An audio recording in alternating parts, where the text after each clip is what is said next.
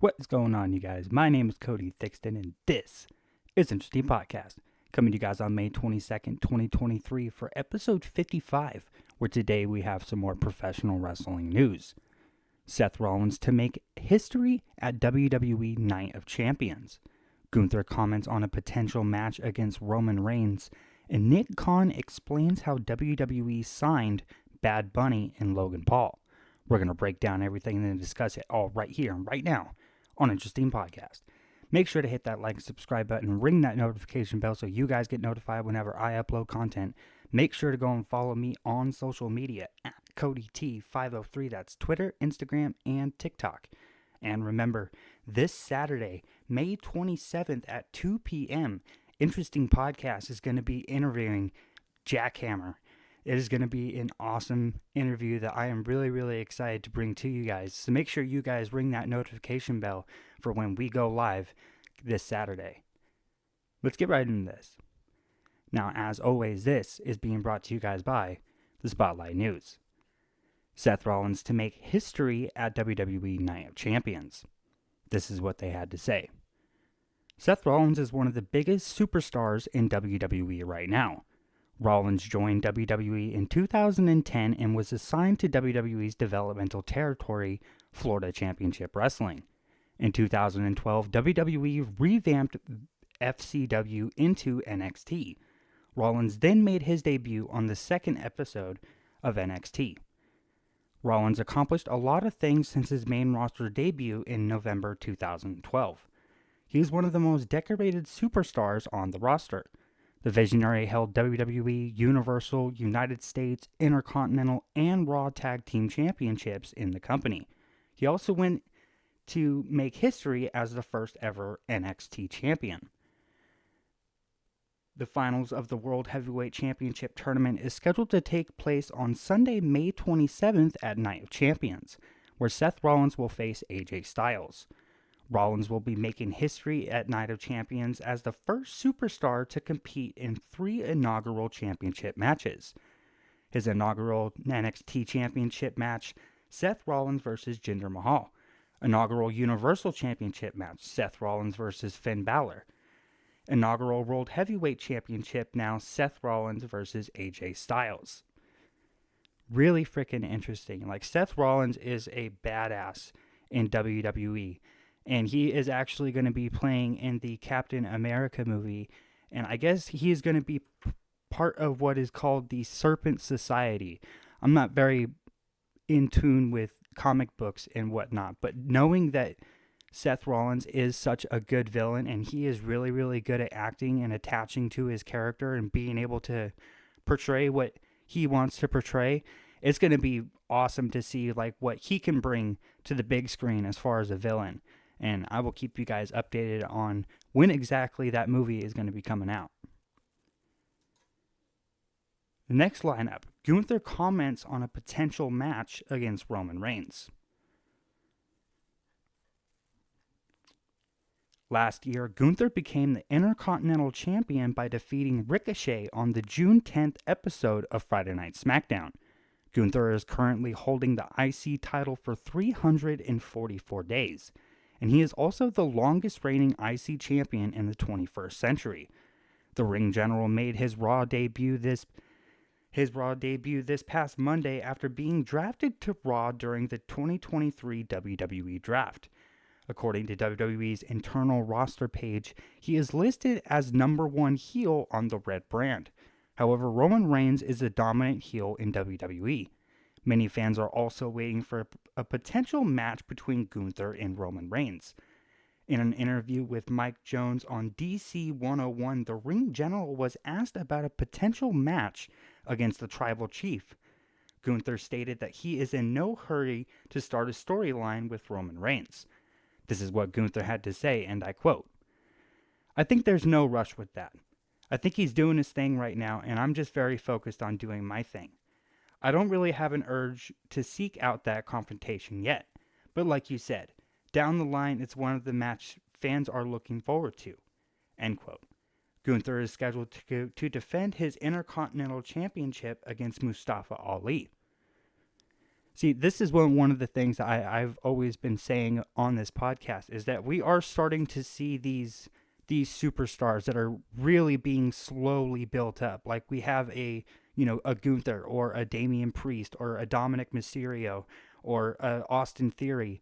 And one of the really interesting things is that all of them, they're all heels. And like we're slowly seeing them really start to build up steam. And this is going to be a match that is going to just blow everybody away. Gunther is amazing in the ring, and I cannot wait to see exactly when that is going to happen. Like, to me, I think I could see that as a really, really good SummerSlam or, WrestleMania match, or even if, they wanted to do it at a Clash of the Castle over in the United Kingdom. No matter where it's going to be placed, it's going to be a absolute banger. It's going to be awesome. So I will keep you guys updated on if and when we are going to be getting Gunther versus Roman Reigns. Nick Khan explains how WWE signed Bad Bunny and Logan Paul. Hollywood celebrities occasionally appear in WWE since Vince McMahon purchased WWE from his father in 1982. WWE got mainstream attention because of the celebrities' contribution to the product. Some of them were inducted into the WWE Hall of Fame as well. Logan Paul and Bad Bunny made their WWE debut during the pandemic era. The two stars competed on WWE television several times and put on a memorable performance. On Moffat Nathanson's inaugural technology, media, and telecom conference call, WWE CEO Nick Khan revealed how the company signed Bad Bunny. Khan said that he learned about Bunny from an article in New York Times. Khan added that the Spanish audience increased by 40% because of Bunny. This is what Nick Khan had to say, and I quote, "It started during the pandemic. There was a New York Times Sunday magazine cover with Bad Bunny on it. I didn't know Bad Bunny's music that well at the time. This was pre-vaccine COVID, so October 2020. I read the article and a young lady who works with us said, 'I don't know if you know, but Bad Bunny is a huge wrestling fan.' Showed me his Instagram feed. Triple H, when he was active, did the water routine with his entrance. Bad Bunny did it at the Miami Heat game. He's a huge fan. We sat there on Bad Bunny, and this guy who was not yet the number one artist, but certainly seemed on a path to that. He was not touring. He was sitting at home like the rest of us. We reached out to him. What do you think of this? Yeah, I'd love to do it. He came on. Lo and behold, our Spanish viewership on the show he was on spiked by 30 or 40%. Obviously, the relevancy factor mattered. He wanted to do more and more." End quote. Nick Khan then explained why WWE signed Logan Paul. Khan said that WWE's younger audience grew because of Logan.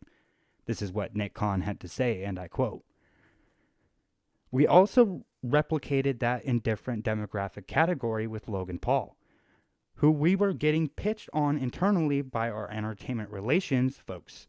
Logan Paul is going to be the next big thing," they said. He came in and took it seriously, as did Bad Bunny. It registered. It mattered.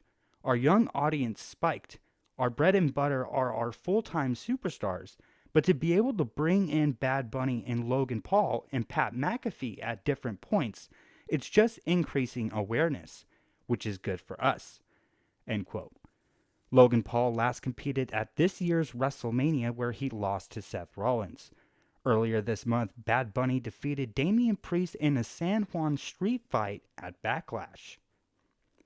Really crazy. Now, I know that this is something that, again, I've been saying a lot on this podcast about superstars getting upset at the fact that WWE will bring in celebrities. And I understand it from both sides. Like, I see where superstars will get upset because people are getting a spotlight even though they're not on the road or actively trying to be a professional wrestler.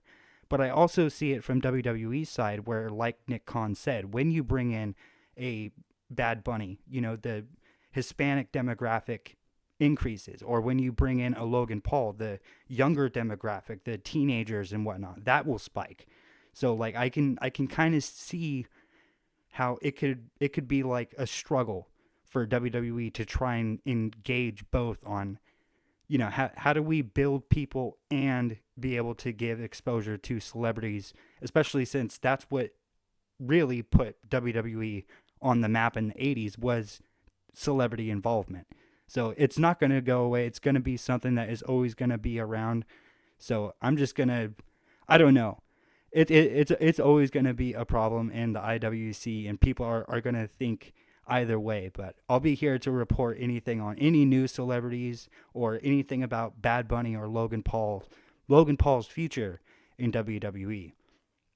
But man, that's all that we actually have here today on Interesting Podcast. Make sure to hit that like, subscribe button, ring that notification bell so you guys get notified whenever I upload content. Make sure to go and follow me on social media at CodyT503. That's Twitter, Instagram, and TikTok. And remember, May 27th, this Saturday at 2 p.m., Interesting Podcast will be interviewing Jack Hammer. This is going to be an awesome interview that I cannot wait to bring to you guys. I'll catch you guys later.